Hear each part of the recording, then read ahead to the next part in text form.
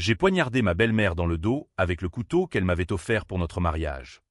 Mais ce n'était pas du sang qui coulait, c'était son empire de mensonges qui s'effondrait en un flot rouge et visqueux. J'ai regardé mon mari, cet homme que j'avais cru aimer, s'effondrer à genoux devant l'autel familial, suppliant pour un pardon que je lui refusais déjà. Parce que la trahison n'est pas une faute, c'est une sentence. Et dans ce silence parisien, sous les lumières froides de la tour Eiffel qui nous narguait depuis la fenêtre, j'ai réalisé que la vengeance n'était pas un choix. C'était la seule prière que les dieux français daignaient encore exaucer. Paris, cette ville qui dévore les âmes comme un amant vorace, m'avait toujours semblé un refuge. J'étais arrivé ici il y a 10 ans, une jeune femme de province, avec des rêves cousus de soie et d'ambition. Claire Duval. C'est ainsi que je m'appelle. Et à l'époque, j'étais encore naïve, croyant que l'amour pouvait racheter les dettes du passé. Mon mari, Antoine, était le fils prodigue d'une famille bourgeoise du 16e arrondissement, celle des Moreau, où l'argent coulait comme la Seine, calme en surface mais bouillonnant de secrets en dessous. Tout a commencé avec l'anniversaire de 50 ans de ma belle-mère, Élise Moreau. 50 ans. Un cap symbolique pour une femme comme elle, une galeriste renommée. Au vernissage bondé de critiques snobs et de collectionneurs aux poches pleines. Élise était l'incarnation du chic parisien, tailleur Chanel impeccable. Foulard Hermès noué avec une précision chirurgicale. Et un sourire qui pouvait charmer un banquier ou glacer un rival. Elle m'avait toujours traité comme une invitée de passage. Tolérée parce que j'avais su capturer le cœur de son fils unique. Mais je l'ignorais encore, sous cette façade. Elle ourdissait des toiles plus serrées que celles d'une araignée dans les combles de Notre-Dame. L'idée de financer sa fête m'est venue comme une impulsion généreuse. Ou du moins c'est ce que je me disais.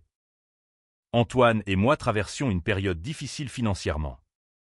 Mon agence de design graphique, que j'avais montée à la sueur de mes nuits blanches dans un petit atelier du Marais, peinait à décoller après la pandémie.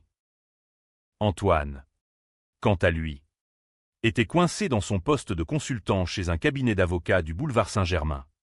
Un travail qu'il haïssait mais qui payait les factures. Élise, elle, avait tout, une villa à Deauville pour les étés, un appartement haussmannien surplombant les Champs-Élysées, et une collection d'art qui valait des millions. Pourtant, quand elle a laissé échapper, lors d'un dîner anodin chez l'ami Louis, que son budget pour la fête était serré à cause d'une mauvaise affaire avec un artiste véreux, j'ai sauté sur l'occasion. Je m'en occupe, Élise, ai-je dit, en posant ma main sur la sienne, sentant déjà le froid de sa peau sous la chaleur de la bougie. C'est ton 50e. Ça mérite le grand jeu. Antoine m'avait regardé avec gratitude. Ses yeux bleus pétillants comme le champagne que nous buvions. Élise avait hoché la tête. Un sourire fugace aux lèvres. Et murmurait un « Ma chère Claire, tu es un ange. » Un ange. Si seulement elle avait su que les anges tombés du ciel français portent des ailes taillées dans des lames de guillotine. J'ai investi tout ce que je pouvais, 20 000 €, tirés de mes économies et d'un prêt que j'ai contracté en secret, pour ne pas inquiéter Antoine. Le lieu, une péniche privée sur la Seine, amarrée près du pont des Arts, avec vue sur les lumières de la ville qui dansent comme des lucioles ivres. Le traiteur, un chef étoilé de chez Guy Savoie, servant des huîtres de Bellon et du foie gras truffé. Les fleurs, des roses noires importées d'Italie, disposées en cascades sombres qui évoquaient les jardins de Versailles sous la lune. J'ai même engagé un quatuor à cordes pour jouer du Debussy, parce qu'Élise adorait prétendre qu'elle descendait d'une lignée d'aristocrates décadents.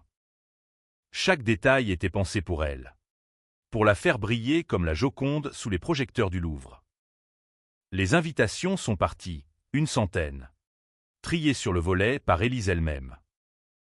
Des amis de la haute société, des rivaux du monde de l'art, et bien sûr, la famille élargie. Antoine et moi étions censés être au cœur de tout ça, en tant que couple pilier. J'imaginais déjà la soirée, moi en robe de soie rouge, glissant un bras autour de la taille d'Antoine, toast en main, tandis qu'Élise nous remercierait publiquement. C'était ma façon de m'intégrer, de prouver que j'étais plus qu'une roturière mariée pour l'argent, que j'étais digne de ce pari impitoyable. Mais 2 jours avant la fête, tout a basculé. J'étais dans mon atelier, entouré d'esquisses inachevées et de tasses de café froid, quand mon téléphone a sonné. C'était Sophie, la meilleure amie d'Élise. Une veuve mondaine aux lèvres perpétuellement ourlées d'un rictus ironique. Claire. Maquerie. Tu ne viens pas ce soir-là, n'est-ce pas? Élise m'a dit que tu étais. Indisposé. Une migraine. Paraît-il. Son ton était mielleux. Mais je sentais le venin dessous. Comme dans ces salons littéraires où Balzac disséquait les hypocrisies bourgeoises. Indisposé. J'ai raccroché, le cœur battant, et appelé Élise directement. Sa voix, au bout du fil, était un modèle de fausse sollicitude. Oh. Claire. Je ne voulais pas t'inquiéter. Tu sais comment c'est, avec ton travail. Et Antoine m'a dit que tu étais épuisé. Je ne pouvais pas risquer que tu tombes malade au milieu de tout ça. Repose-toi, ma grande. On fêtera ça plus tard. En famille. En famille. Ces mots me transpercèrent comme une lame. Antoine savait, j'ai composé son numéro. Mais il était déjà en réunion. Ou du moins, c'est ce que son répondeur m'a susurré. La nuit qui suivit fut un tourbillon de rage contenue. J'ai marché le long des quais, sous une pluie fine qui collait mes cheveux à mon front, imaginant Élise en train de parader sur sa péniche. Mon argent finançant ses rires faux. Pourquoi? Que avais-je fait pour mériter cette exclusion? Était-ce parce que j'étais la petite provinciale? Comme elle me l'avait glissé un jour. Un verre de Sancerre à la main, où y avait-il plus sombre? Un secret que Paris, cette grande taupinière de murmures, avait enterré sous ses pavés. Le lendemain, j'ai décidé de confronter Antoine. Il est rentré tard. Sentant le tabac froid et le parfum d'une autre, un effluve de jasmin qui n'était pas le mien. Qu'est-ce que c'est que cette histoire? Antoine, ta mère m'exclut de la fête que j'ai payée de ma poche. Il a pâli, évitant mon regard, triturant sa cravate comme un écolier pris en faute. Claire. Ce n'est rien. Maman voulait juste protéger la soirée. Il y a des gens importants. Et elle craignait que... Sa voix s'est brisée. Que quoi? Que je ne sois pas à la hauteur. Que je salisse son petit monde avec mon accent du Sud. Il a fini par avouer. Sous la pression de mes larmes, des larmes que je haïssais. Car elles me faisaient ressembler à ces héroïnes de romans feuilletons que Zola méprisait tant. Élise avait décidé, en accord avec lui, que ma présence risquait de compliquer les choses. Compliquer quoi? Une affaire en cours. M'a-t-il dit. Élise était impliquée dans un scandale financier, un tableau volé pendant la guerre. Revendu illégalement à un collectionneur qatari. Elle avait besoin de contacts discrets ce soir-là. Et moi, avec mon agence naissante, j'étais un risque, trop curieuse, trop honnête. Elle m'a forcé à te le dire. Claire. Elle a menacé de me couper les vivres si je ne coopérais pas. Fangbeck. La première fissure dans le mur de notre mariage. Mais ce n'était que le début. Car en creusant, j'ai découvert le vrai poison. Élise n'était pas seulement ma toise, elle était une marionnettiste, tirant les ficelles depuis des décennies. Et moi, l'idiote, j'avais financé ma propre mise à l'écart. Les jours suivants furent un brouillard de fureur et d'humiliation. J'ai annulé tous mes rendez-vous, enfermé dans notre appartement du 7e arrondissement, face à la fenêtre qui donnait sur l'école militaire, ironie du sort. Car je me sentais comme un général vaincu, retranché dans sa dernière position. Antoine tentait de se faire pardonner, des fleurs livrées de chez le nôtre, des dîners aux chandelles chez le Procope, où Voltaire lui-même avait ourdi ses complots. Mais ses excuses sonnaient creux, comme les cloches de Notre-Dame lors d'un enterrement pluvieux. Claire. Maman est sous pression. Ce tableau. C'est une histoire vieille de 60 ans. Son père l'a acquis pendant l'occupation. Tu sais comment c'était. Les nazis. Les collaborations forcées. Il s'est tu. Conscient que invoquer la guerre pour justifier l'avidité était un sacrilège parisien. J. Airy. Un rire amer qui a résonné contre les moulures du plafond. Forces. Ton grand-père était un collaborateur notoire. Antoine. J'ai lu les archives à la Bibliothèque nationale. Et maintenant, ta mère recycle le butin pour gonfler son ego. Et toi, tu me sacrifies pour ça. Il a nié. Bien sûr. Avec cette éloquence d'avocat qui le rendait si séduisant au début. Mais ses yeux trahissaient la peur, peur de la désapprobation maternelle. Peur de perdre l'héritage qui le liait à elle comme une chaîne. Élise Moreau n'était pas une simple veuve fortunée. Elle était une survivante. Forgée dans les cendres de Vichy. Qui avait reconstruit sa vie sur des fondations de mensonges. Son mari, mon beau-père, était mort dans un accident de voiture en 2005. Mais les rumeurs persistaient, un divorce imminent, un testament contesté. Élise avait tout pris. Et Antoine, l'enfant gâté, avait hérité de sa loyauté canine. J'ai commencé à fouiller. Pas par paranoïa, mais par instinct, celui d'une femme qui sent l'odeur de la trahison comme un chat sent la souris sous le parquet. J'ai contacté un vieil ami, Julian. un journaliste au Monde, spécialisé dans les affaires d'art. Claire.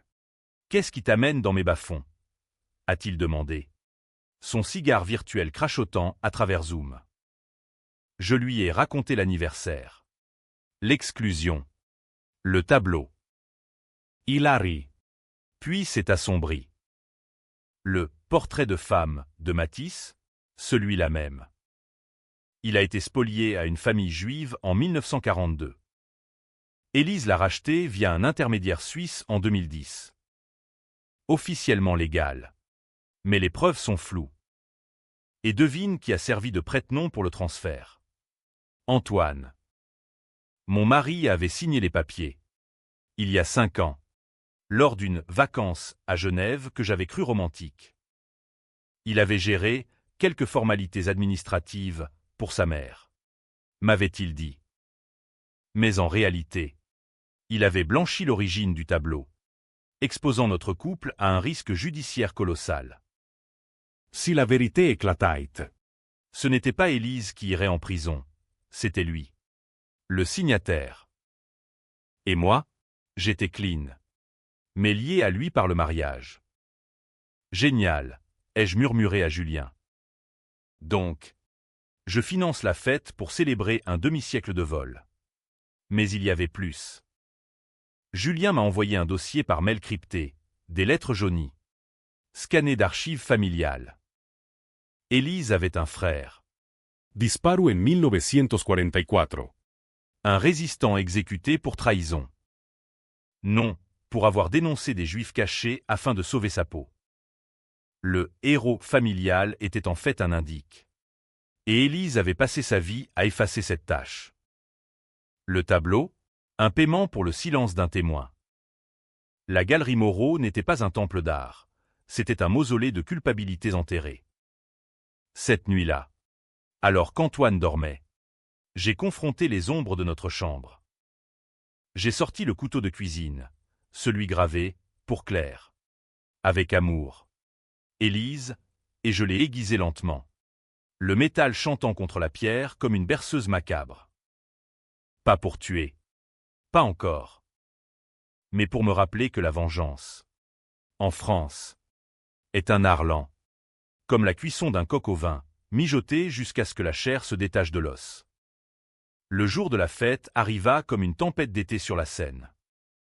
J'ai regardé les invités embarqués depuis un café discret.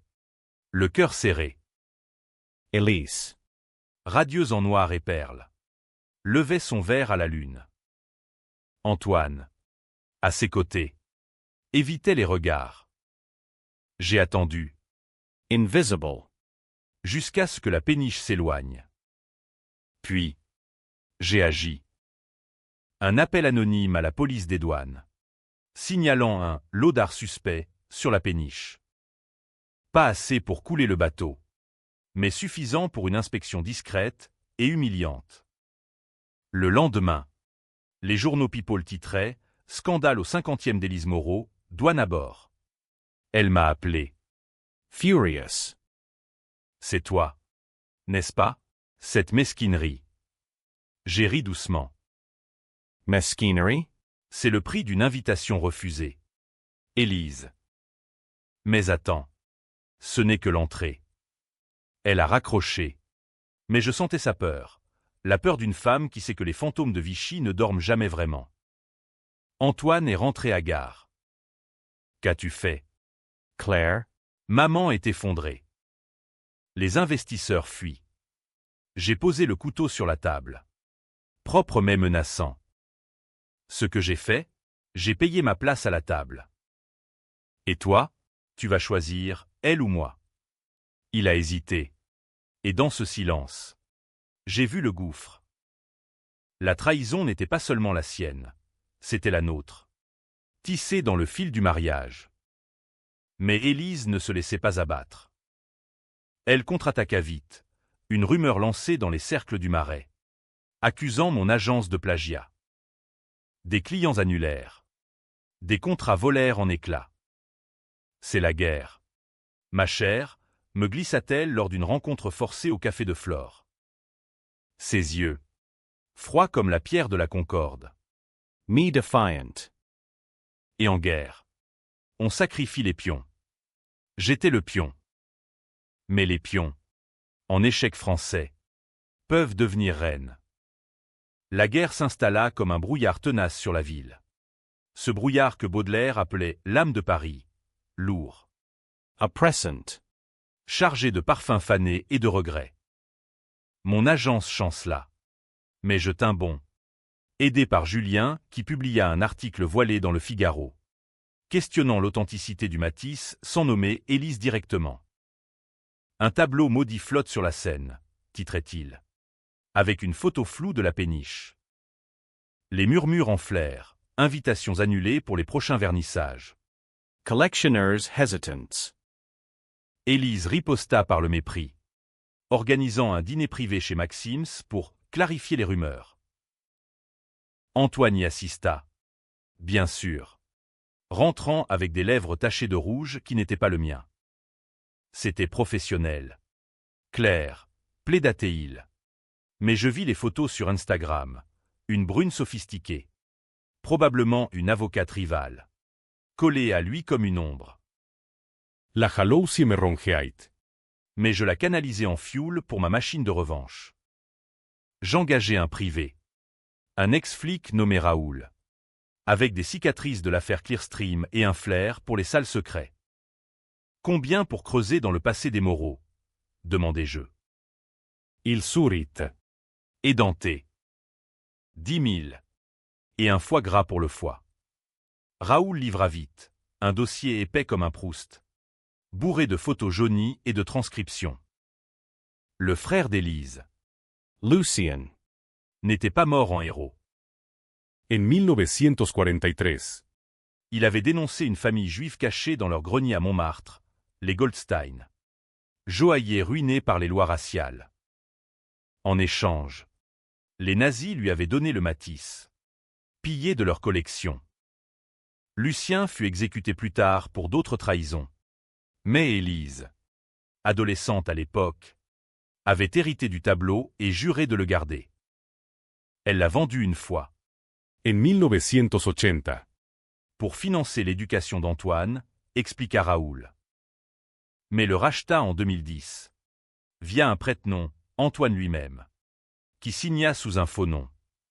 Pire, mon beau-père n'était pas mort accidentellement. Une lettre anonyme suggérait un suicide assisté, Élise l'avait poussé. Literalment. Après qu'il eut découvert la vérité sur Lucien. Il voulait restituer le tableau aux héritiers Goldstein, nota Raoul. Elle ne pouvait pas le permettre. L'assurance parla d'alcool. Mais les freins étaient sabotés. Antoine savait-il? Le dossier incluait un email récent. Maman. Je garde le silence pour toi. Mais Claire pose des questions. Envoyé par mon mari. La trahison me frappa comme un coup de butoir place de la Bastille. Antoine n'était pas un innocent piégé. Il était complice. Gérant les ombres familiales depuis des années. J'avais gâché ma vie pour un homme qui protégeait un fantôme nazi plus que sa femme. Et moi? J'avais financé la fête qui célébrait tout ça. 20 000 € pour un 50e bâti sur du sang séché. Je décidai de frapper plus fort. Avec Raoul. Nous contactâmes les héritiers Goldstein, une nièce. Miriam. Vivant à Tel Aviv. Avocate spécialisée en restitution d'art. Madame Duval, dit-elle via Skype. Son accent yiddish teinté d'hébreu. Votre belle-mère est un serpent. Le tableau est à nous. Aidez-nous. Et nous vous protégerons. Je devins leur taupe, des enregistrements secrets lors de dîners. Des photos de documents dans le bureau d'Élise. Mais chaque pas me rapprochait du bord. Antoine sentait le vent tourner. Nos nuits devinrent des champs de mine. Des silences coupants comme des guillotines. Puis, le premier twist, Élise me convoqua dans sa galerie. Rue de Rivoli. L'endroit puait l'argent neuf et la moisissure ancienne, toiles accrochées comme des trophées de chasse. Assieds-toi. Claire, ordonna-t-elle. Versant du cognac dans des verres ballons. Tu crois que tu peux me détruire? J'ai survécu aux Allemands. À la Libération. À 2 maris infidèles. Toi, tu n'es qu'une petite designer qui joue à la justicière. Elle glissa une enveloppe sur la table. Dedans, des photos de moi. Jeune. Dans un bar de province. Avec un ex, des clichés truqués montrant une drogue sur la table. Un scandale. Et ton agence est morte. Antoine divorcera. Tu finiras serveuse à Pigalle. Chantage. Classique Élise. Mais elle ajouta. Avec un sourire carnassier. Rejoins-moi. Aide-moi à enterrer ça. Et je te fais un chèque. 50.000. Pour recommencer. La tentation me traversa, l'argent facile. La paix. Mais je vis Lucien dans ses yeux. Le frère traître. Et je refusai. Garde ton cognac. Elise. Je préfère le poison que tu verses. Dior. La pluie martelait les pavés. J'appelai Myriam, on y va. Les Goldstein déposèrent une plainte formelle à la cour de Paris, citant des preuves irréfutables, dont mes enregistrements. Les journaux explosèrent, héritage nazi dans l'art français, la galerie Moreau impliquée. Élise nia. Bien sûr. Pleurant sur BFM dans une interview larmoyante. Une calomnie. Ma famille a souffert sous l'occupation. Antoine me quitta cette nuit-là, emportant une valise et son alliance. Tu as détruit tout. Claire. Pourquoi? Une vengeance mesquine. Mesquine? Non. C'était justice. Ou du moins ce que j'en appelais ainsi. Mais le doute s'insinuait.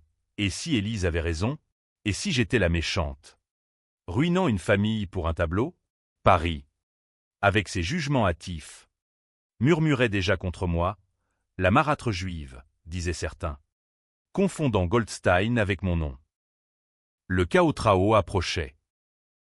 Élise organisa une contre-attaque, un gala caritatif pour les victimes de l'Holocauste, invitant les médias.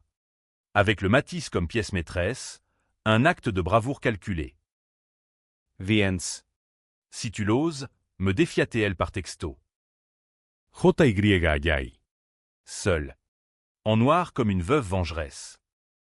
Le gala se tenait au Grand Palais. Ce vaisseau de verre et de fer où Napoléon avait exposé ses rapines coloniales. L'air vibrait de murmures fins et de rires forcés. Sous des lustres qui pleuraient des larmes de cristal. Élise trônait au centre. En robe de velours pourpre. Le Matisse suspendu derrière elle comme un bouclier maudit. Ce soir, nous honorons le passé pour guérir l'avenir, déclara-t-elle au micro. Sa voix cascadant comme du Dom Pérignon. Aplaudis semens polis. Antoine était là. À son bras. Son regard glissant sur moi comme sur une étrangère. Je m'étais faufilé parmi les invités. Un verre de champagne empoisonné par l'amertume à la main. Myriam était en ville. Cachée dans l'ombre avec ses avocats. Attendant le signal. Raoul. Déguisé en serveur. Circulait avec un plateau de canapé et une clé USB contenant les preuves finales. Un enregistrement d'Élise admettant tout. Capturé lors de notre confrontation au Flore. Maman a raison. Claire, avait dit Antoine par erreur. Pensant que le micro était éteint. Le tableau est à nous. Les Goldstein sont des profiteurs. Le moment vint quand Élise invita les enchères pour une cause noble. Le Matisse monta à 200 000 €. Les paddles s'agitant comme des épées. Je levai la main. Anonyme sous un pseudonyme. 300 000, annonçai-je. Ma voix coupant le brouhaha. Les têtes se tournèrent. Elise palite me reconnaissan. Claire, qu'est-ce que... Mais je continuai. Poussant jusqu'à 500 000, un bluff. Financé par un prêt désespéré de Julien. Le chaos éclata quand Myriam surgit. Flanqué de gendarmes en civil. Arrêtez cette vente. Ce tableau est spolié. Hurla-t-elle. Brandissant la plainte. Les flashs crépitèrent. Le scandale se déployant en direct sur les réseaux. Élise s'effondra en larmes théâtrales. Accusant une conspiration juive. Antoine tenta de l'escorter dehors. Mais les flics l'interceptèrent. Monsieur Moreau. Vous êtes en garde à vue pour complicité de recel. Il me regarda. Suppliant. Claire. Aide-moi. C'est ta faute. Ma faute? Non. C'était la leur. Un siècle de mensonges qui implosait sous le dôme du palais. Les invités fuyaient. Paniqués. Tandis que je restais. Immobile. Savourant le crack. Elise. Menotté avec grâce. Crachat. Tu paieras pour ça. Salope de province. Je te ruinerij. Mais ces menaces sonnaient vides. La galerie était saisie. Ses comptes gelés. Pourtant, au milieu du tumulte, un doute me rongea. Était-ce vraiment la justice, ou juste ma vengeance? Tordu par la douleur de l'exclusion, les médias me portèrent au nu, la belle-fille héroïque, mais d'autres me lapidèrent, une vendetta personnelle masquée en vertu. Paris. Ville des paradoxes. Se divisa, d'un côté. Les intellectuels du quartier latin applaudissaient la restitution, de l'autre. Les bourgeois du faubourg Saint-Honoré pleuraient une femme traquée par l'histoire. Antoine passa la nuit au poste. Libéré sous caution par un ami avocat. Il rentra à l'aube. Les traits tirés comme un Picasso cubiste. Pourquoi? Claire. Tu savais que j'étais piégé. Maman ma force. Je secouai la tête. Forcé? Tu as signé. Antoine. Tu as menti. Et pour l'anniversaire? Tu m'as laissé payer. Puis exclu comme une paria. Il tomba à genoux. Sanglotant. Je t'aime encore. Pardonne-moi. On recommence. L'amour? Un mot usé comme les ponts de la Seine. Je le laissai là. Et sortis marcher sous un ciel laiteux. La vengeance avait goût de cendre, douce au début. Amère après. Mais Élise n'avait pas dit son dernier mot. Le lendemain, un colis arriva, une boîte noire, contenant le couteau gravé, taché de rouge, du sang, ou du vin, et une note, le jeu continue. Ton tour de saigner. La tension monta d'un cran. Raoul averted. Elise. Libre sous caution. Complotate. Elle avait engagé un hacker pour fouiller mon passé et trouver quelque chose. Pas le mien, mais celui d'Antoine, une liaison ancienne avec une stagiaire. Enceinte et avortée en secret. Elle va le balancer, dit Raoul. Pour te briser. Elle le brisera lui. Je confrontai Antoine. Dis-moi tout. Il avoua. Brisé. L'avortement. La culpabilité. Le chantage d'Élise qui l'avait forcé à la loyauté en menaçant de révéler l'histoire. Elle m'a dit que si je te choisissais, elle ruinerait nos vies. Un cycle infernal. Élise manipulait son fils depuis l'enfance, le gardant comme un pantin. Le climax se profila lors d'une audience préliminaire au tribunal de Paris. Elise. Impecable en tailleur gris. Plaida l'innocence, une erreur familiale. Pas un crime. Mais je témoignais. Voix ferme, c'est un empire bâti sur la trahison. Et j'ai financé son apogée. La salle bruissa, les juges hochèrent la tête. Twist, Myriam révéla que les Goldstein n'étaient pas les seuls, une autre famille. Polonaise. Réclamait une part. Élise rit, vous êtes tous des vautours. Dior. Après l'audience. Antoine m'attendait. Dvorkins. Libère-moi. Mais ses yeux suppliaient l'inverse. Je l'embrassai une dernière fois, goûtant le sel de nos erreurs. Trop tard. Élise frappa alors, une fuite anonyme, mon plagiat amplifié. Avec des faux preuves. Mon agence ferma. Client parti. Paris me crachate. La ville ingrate. L'hiver s'abattit sur Paris comme une cape de deuil. La neige fondant en boue grise sur les boulevards. Mon appartement, autrefois un nid d'amour, devint une cellule, facture impayée. Appels de huissiers. Et le fantôme d'Antoine entend les couloirs. Il avait fui chez Élise. Ou ce qu'il en restait, la villa de Deauville saisie. L'appartement sous-scellé. Julien m'hébergea dans son studio exigu de Belleville, entouré de piles de journaux et d'odeurs d'encre. Tu as gagné la bataille. Claire. Mais la guerre te bouffe. Gagner, la victoire avait un prix, solitude. Réputation en lambeaux. Et un vide que ni le vin ni les Valium ne comblaient. Les héritiers Goldstein me remercièrent avec un chèque restitution du tableau vendu aux enchères. 100 000 pour moi comme récompense morale.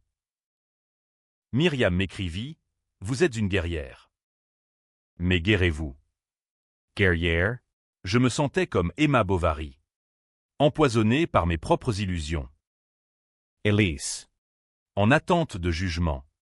Lança son dernier coup, une interview au JDD. Se posant en victime. Ma belle-fille m'a trahi pour de l'argent. Elle a fabriqué les preuves. Ruiné ma famille pour venger une exclusion ridicule. Ridicule. L'anniversaire. Ce déclencheur. Semblait maintenant un détail futile face à l'avalanche. Mais elle ajouta le twist final. Antoine n'est pas mon fils biologique. Son vrai père? Lucien. Mon frère.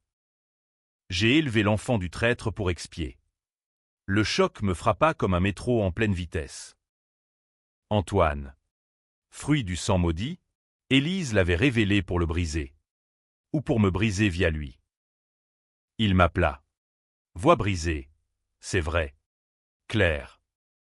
Elle me l'a dit. Je suis. Contamine. Suicidaire. Non. Mais au bord. Viens me voir, implorai-je. Il refusa. Tu as ouvert la boîte de Pandore. À toi de la refermer. Le tribunal arriva. Un cirque sous les dorures de la Justice Palace. Elise. Menotté mes altières. Plaida coupable partiel. J'ai protégé ma famille.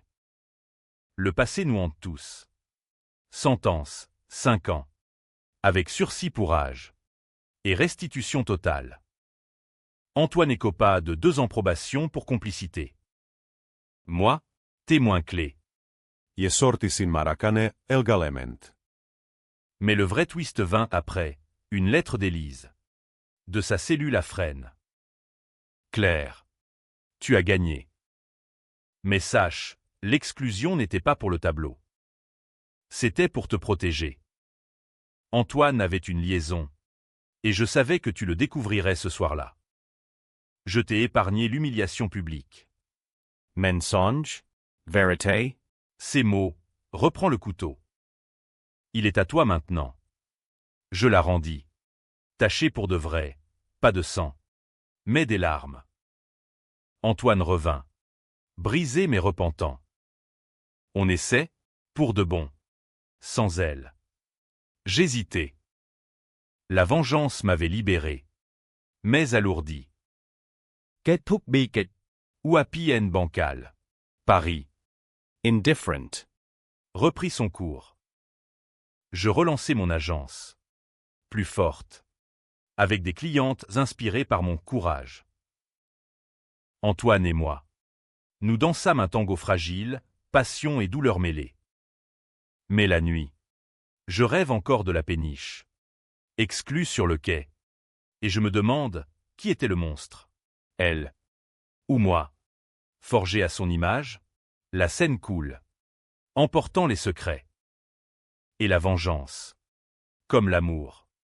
N'est jamais finie.